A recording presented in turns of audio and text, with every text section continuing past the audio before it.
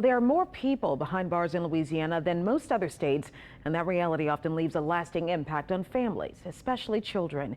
Even after release, many formerly incarcerated people can struggle with finding stability. Leah McNeil joins us now with a closer look.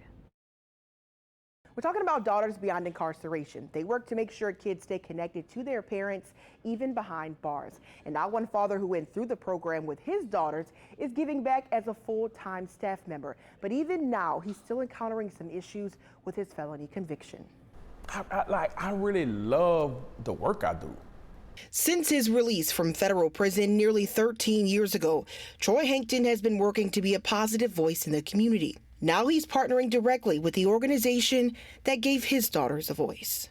It means a lot because I got a chance to basically work directly with the woman that helped my kids. That woman is Dominique Jones Johnson. She works with young girls who have incarcerated parents. With his lived experience, she recently promoted him to family reunification and policy specialist at DBI. And sometimes we do a lot of speaking engagements. Sometimes I have to go out of town. And that's where he's had some issues.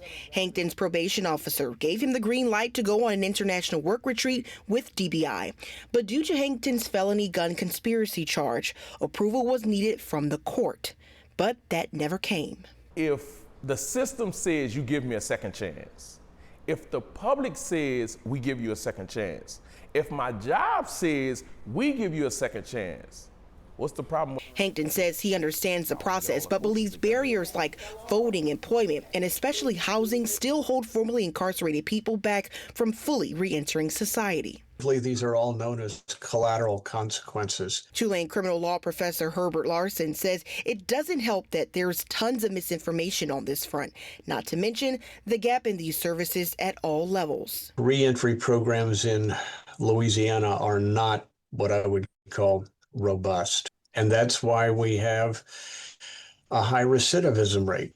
When it comes to making any changes to the system, I don't see any real criminal justice reform coming down within the next 4 years. Hankton says he'll just take it one step at a time.